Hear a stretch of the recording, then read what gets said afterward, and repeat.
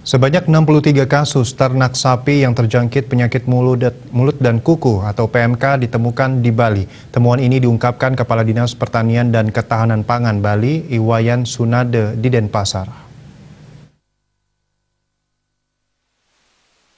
Dikutip dari kantor berita Antara, Sunade mengatakan kasus PMK pertama kali muncul di Gianyar. Ia menyebut 63 kasus sapi PMK yang ditemukan di Bali muncul tiba-tiba pada Juni 2022. Kasus pertama adalah di Kabupaten Gianyar, Desa Medahan ada 38 kasus, di Kabupaten Buleleng, Desa Lokopakse 21 kasus, dan di Kabupaten Karangasem 4. Disebutkannya juga sebanyak 55 diantaranya telah berhasil dimusnahkan.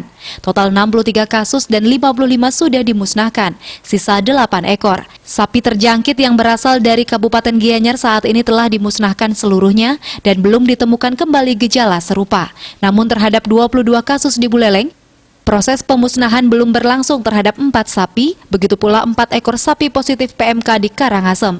Menurutnya pemotongan paksa terhadap hewan terjangkit PMK adalah solusi terbaik.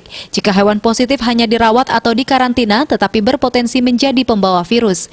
Ia menyadari pemilik sapi terjangkit di Bali menjadi korban dari penyakit menular pada hewan ini.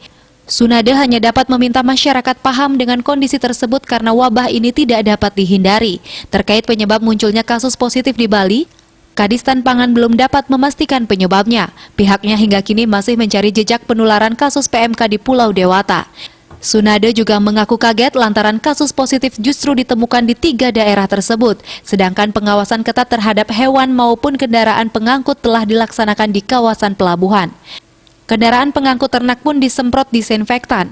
Kendati virus PMK pada hewan akhirnya memasuki Bali, Sunade masih tetap optimis bahwa wabah ini akan segera berakhir.